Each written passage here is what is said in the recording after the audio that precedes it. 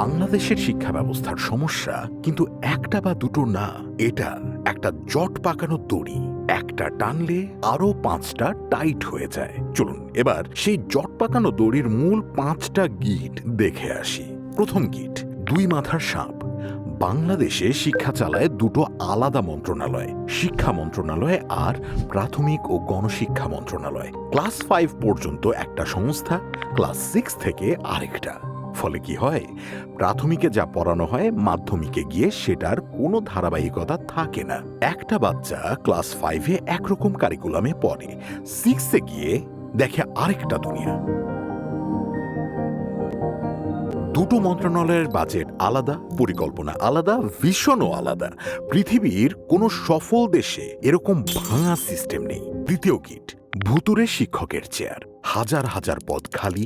গ্রামে গণিত, বিজ্ঞান, ইংরেজির শিক্ষক নেই বললেই চলে। এমপিওভুক্ত শিক্ষকের বেতন দিয়ে ঢাকায় মেজ ভাড়া হয় না, ফলে মেধাবীরা আসেও না। রাজনৈতিক যোগাযোগে যারা আসে তারা প্রায় অযোগ্য, ফলে বাচ্চারা কোচিংয়ে ছোটে। তৃতীয় গেট, ল্যাব মানে লক করা একটা ঘর মাত্র। বাংলাদেশের অধিকাংশ স্কুলে বিজ্ঞান ল্যাব একটা তালাবদ্ধ ঘর। ভেতরে ধুলো জমা যন্ত্রপাতি, ভাঙা টেস্ট টিউব। কম্পিউটার ল্যাবে 3টা কম্পিউটার যদি থাকে তো দুটোই তার মধ্যে চলে না।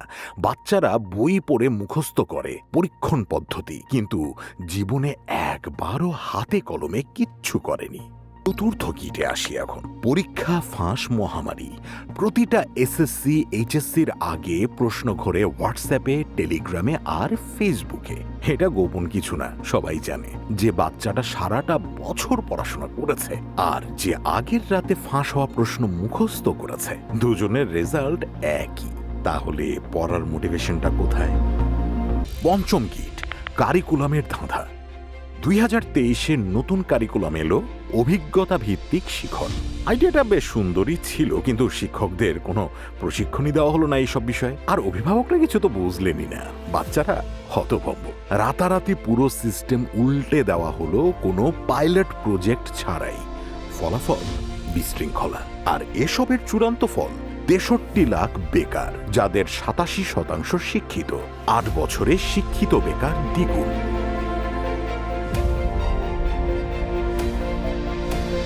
কলেজ গ্র্যাজুয়েটদের বেকারত্ব 2010-এ ছিল 5%, 2024-এ সেটা 14%।